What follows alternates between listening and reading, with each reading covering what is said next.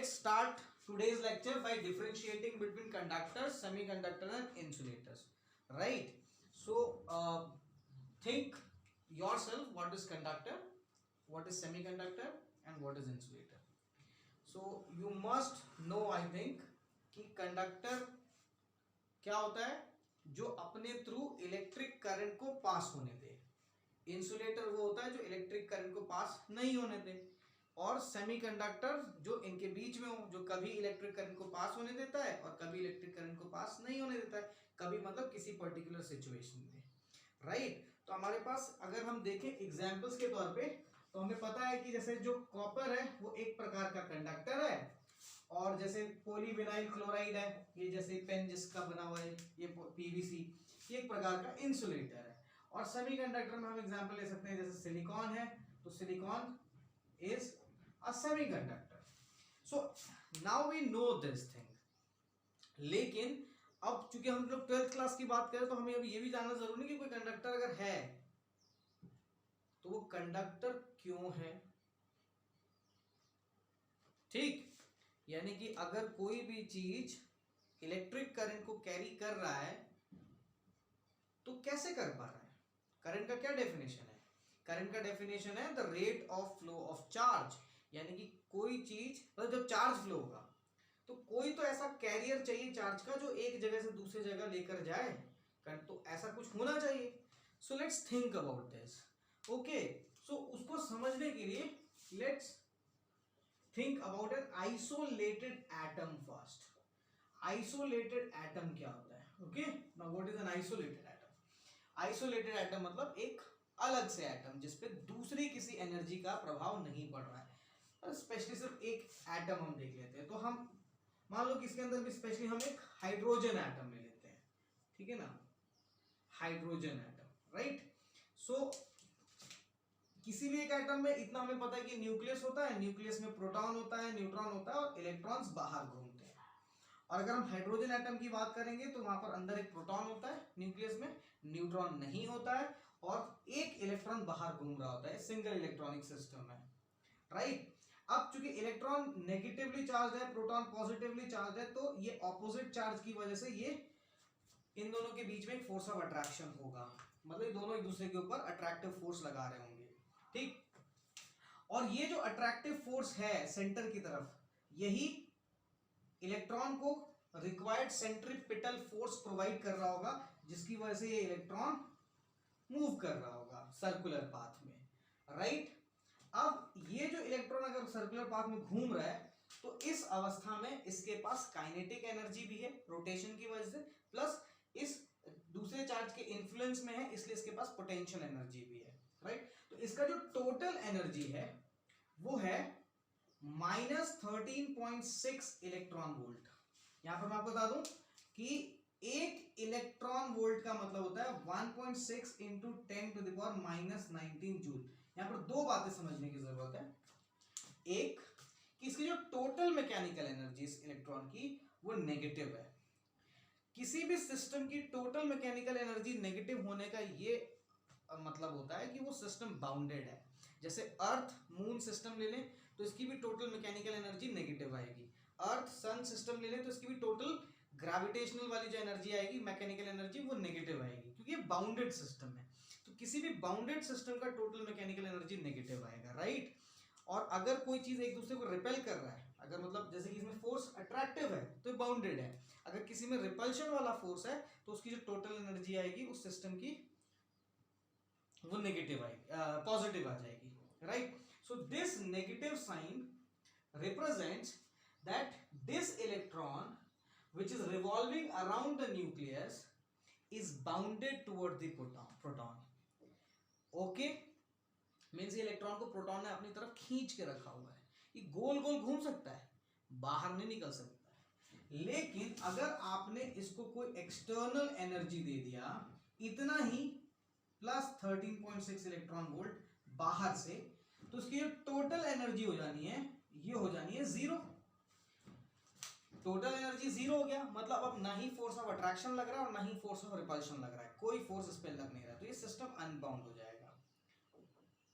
ये जो आपने एक्सटर्नल एनर्जी दिया है इस इलेक्ट्रॉन को बाहर निकालने के लिए, इसको आयोनाइजेशन एंथैल्पी बोला जाता है.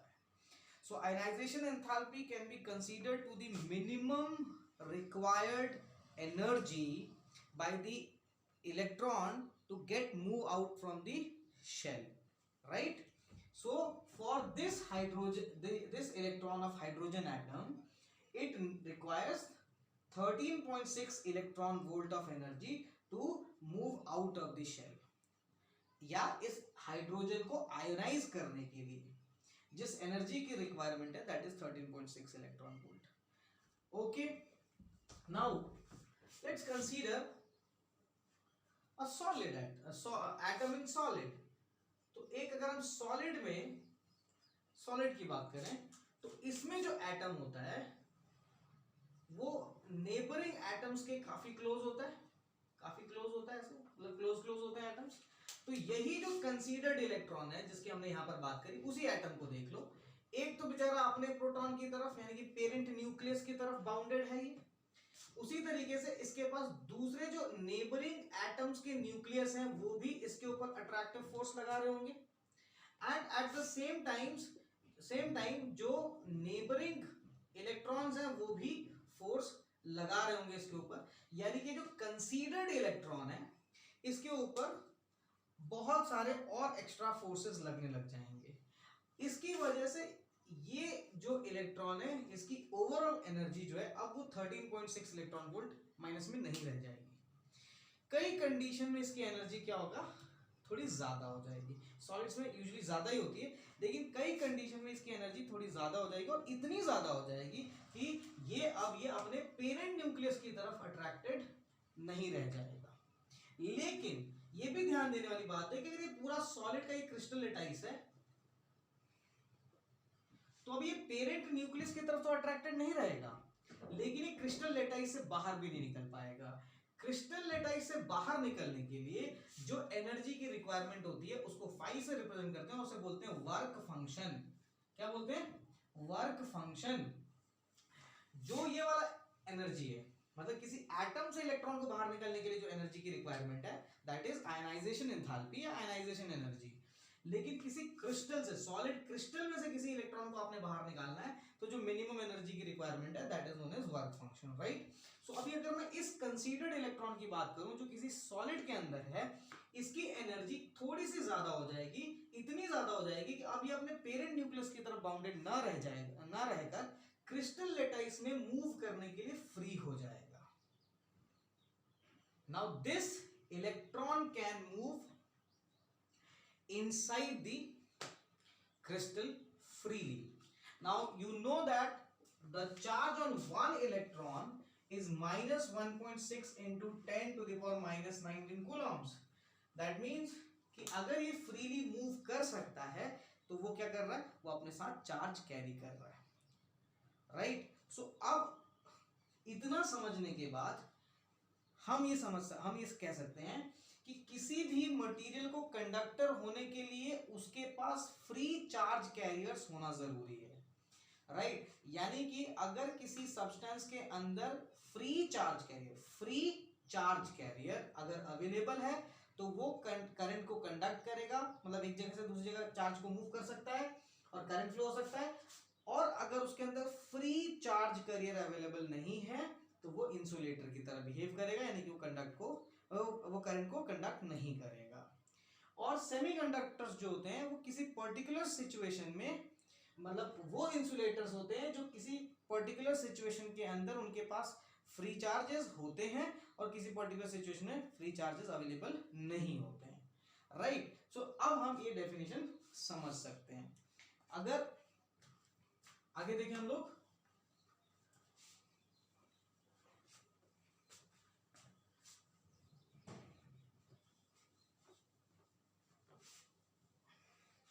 so now I can define a conductor as a substance which is having free charge carriers, insulator as a substance without having any free charge carriers, and semiconductor in different situation it can behave as if it is a conductor or insulator, right. so specific अगर मैं conductor की बात करूं तो हमारे पास conductor बहुत सारे तरह के हो सकते हैं।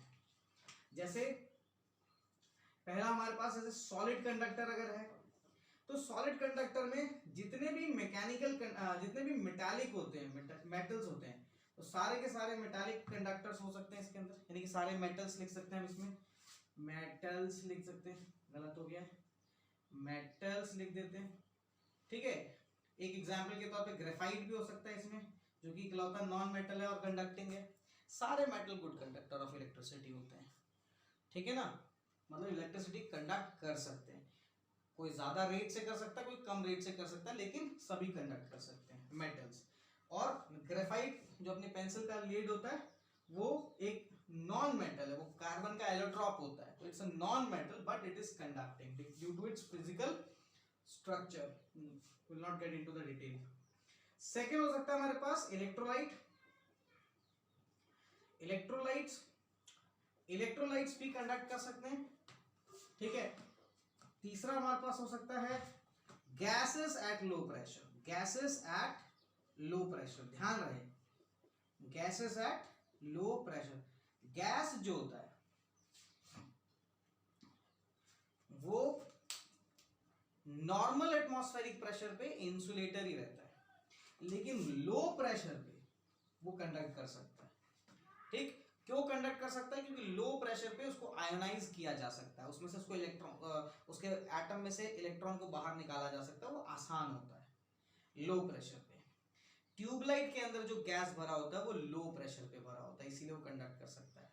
कैथोड रे ट्यूब जो आपने पढ़ा होगा, जिसमें कि कैथोड रे और एनाल रेस की डिस्कवरी हुई थी, उसके अंदर आपने पढ़ा होगा कि जो भी गैसेस होते हैं उसका जब प्रेशर को घटाया जाता है तब स्ट्रीक्स निकलती हैं कैथोड रेस की, राइट। तो गैसेस जो होते हैं वो नॉर्मल एटमॉस्फेरिक प्रेशर पे कंडक्ट नहीं करता है। एक गुड एग्जांपल हमारे पास हो सकता है एटमॉस्फेयर का।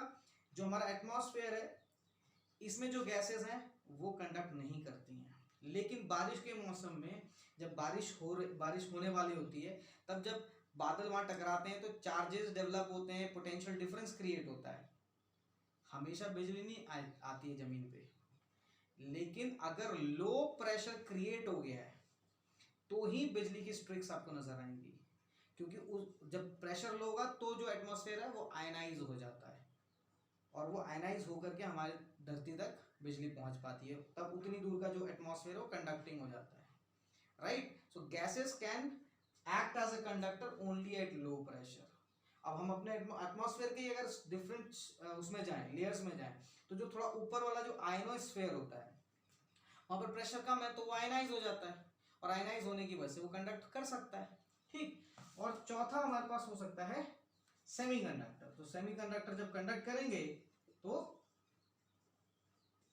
ये भी एक कंडक्टर की तरह बिहेव करेगा, राइट। सो कंडक्टर्स में हमने कंडक्टर्स को कैसे डिफाइन किया? कोई भी चीज जिसके अंदर चार्ज कैरियर्स हो। तो जो ये सॉलिड होते हैं इसके अंदर जो चार्ज कैरियर होता है वो फ्री इलेक्ट्रॉन्स होते हैं। क्या होते हैं जी? Free electrons.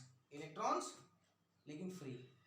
ध्यान रहे इंसुलेटर में भी इलेक्ट्रॉन होते हैं लेकिन वो फ्री नहीं है, इसलिए इंसुलेटर कंडक्ट नहीं कर पाता। वो जो इलेक्ट्रॉन्स हैं वो बाउंडेड रहते हैं, जब तक फ्री नहीं होगा तब तक कंडक्ट नहीं करेगा।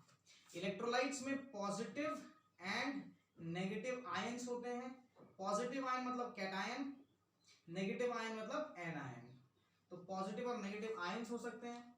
गैसेस एट लो प्रेशर में जो चार्ज कैरियर्स होते हैं वो होते हैं positive ion and free electron. ध्यान रहे इसमें नेगेटिव आयंस नहीं होते हैं। और सेमीकंडक्टर के अंदर जो दो चीजें होती हैं वो होता है एक फ्री इलेक्ट्रॉन एंड होल्स, जिसको आप वैकेंसी भी बोल सकते हो, ठीक है। इसके डिटेल में नहीं जाएंगे, ये इतना समझ आ गया हमको। तो कंडक्टर, सेमीकंडक्टर